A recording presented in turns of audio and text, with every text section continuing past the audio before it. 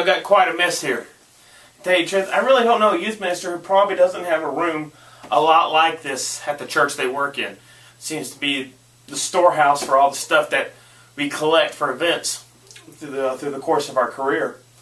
I bet you probably even have a room like this somewhere in your house. You know, it looks like an explosion went off.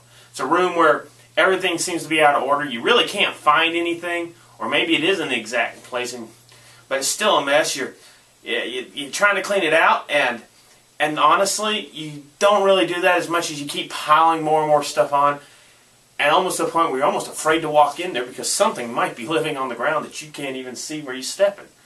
You know, it reminds me when me and my sister were kids, that my uncle looked at her room one time and it was such a mess, he said he was going to have to put some mongoose in there to clear out all the snakes before he stepped in there. You know, it's not always a physical room that can be the mess. Sometimes it's the room that's right here.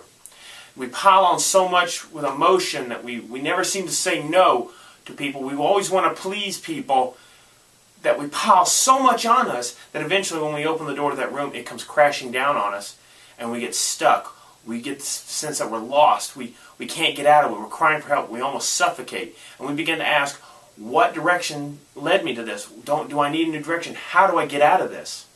You know, it says in Psalms chapter 32, verse 8, I will instruct you and I will teach you in the way you should go. I will counsel you and watch over you. This is a very simple, easy verse from the Old Testament that tells us there is a way out of the emotional mess that can pile up in our lives. That there is, that we sometimes get so complicated with the things that we're putting on our lives that we forget, I think, about the easiest way out, that the best resource in a way, which is God's love. That God will help us to learn the right path, to help put us on the right road, to help pull us out of the mess. But there is a catch. I know, it's a strange thing. It's a simple catch.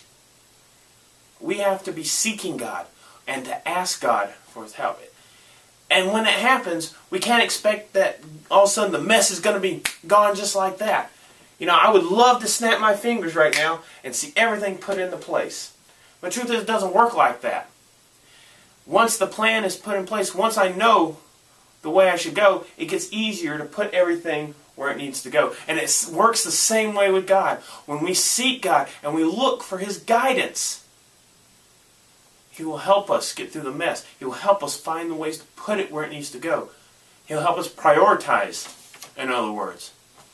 He will counsel us. And that's the most amazing thing. And we will get there when we are seeking that relationship and we fall into the arms of God.